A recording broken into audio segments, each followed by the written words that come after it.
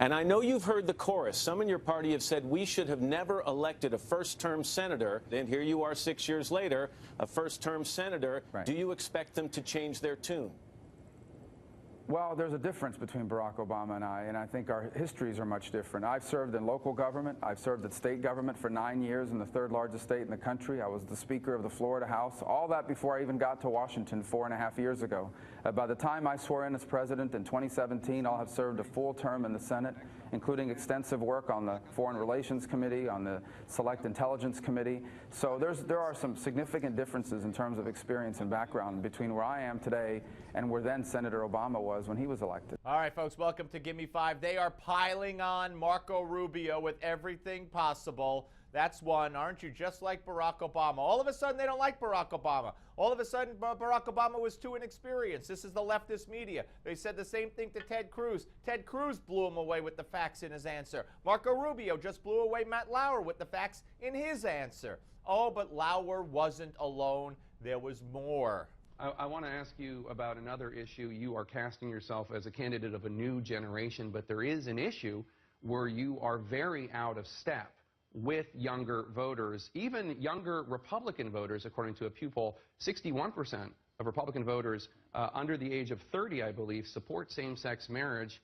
On that issue, same-sex marriage, Senator, you're the candidate of yesterday. Ooh, you're the candidate of yesterday. I'm surprised you didn't say you're on the wrong side of history. You know what? What does that mean? It's my opinion that a majority of people in this country believe the definition of marriage is what it is, and that's between a man and a woman. I believe that. I believe in traditional marriage. You want to have other names for whatever else exists? Call it something else. And you know what? Almost every time the states have voted, they voted the way I believe. It's judges that come in and say, oh, sorry, can't do that. The people, when they speak, they label marriage as traditional between a man and a woman. Then the judge comes in and says, unconstitutional. So that's why we have what we have in this country right now. But see, they're just going after him for anything. You want more? We got more. Well, a couple points. Number one, that is an issue that will largely be determined at the state level, since marriage laws have always been defined by the states. I'm not, for example, ever supported a federal constitutional amendment to define marriage because I believe states define marriage in their laws. And if, in fact, people feel that way, as that poll says, then they can petition their state legislature to change the law. The second point I would make is I think there's still a significant number of Americans that believe that the definition of marriage should be that of one man and one woman, as it has been for thousands of years. Yep, there you go. I couldn't agree with him more. That's a great answer, and then he goes further. There are a lot of Americans, and that continues, but they're a minority, and well, I mean, there's a large minority. In essence, there are still parts of this country that believe that way. But irrespective of it, we're in a republic.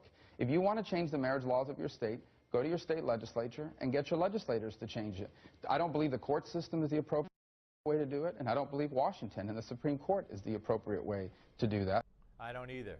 Of course, we know what way the courts have ruled, and that's why you have gay marriage so-called legal in so many states, because they've overturned the will of the people. All right, now, you thought you've heard it all so far? Listen to guess who? Guess who? Who goes over the edge, over the top, over the left wall? And who parrots the Obama administration, according to Ari Fleischer? And who have we given you examples of doing just that lately? Mika. Listen to this total disrespect by Mika. I think there's a lot of very interesting questions pertaining to Hillary Clinton that I would like to ask.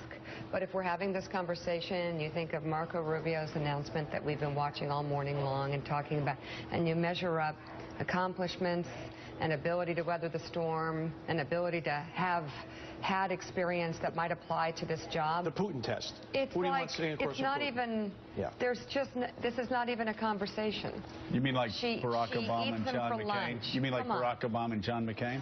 No, like Hillary Clinton, Marco Rubio. It just doesn't,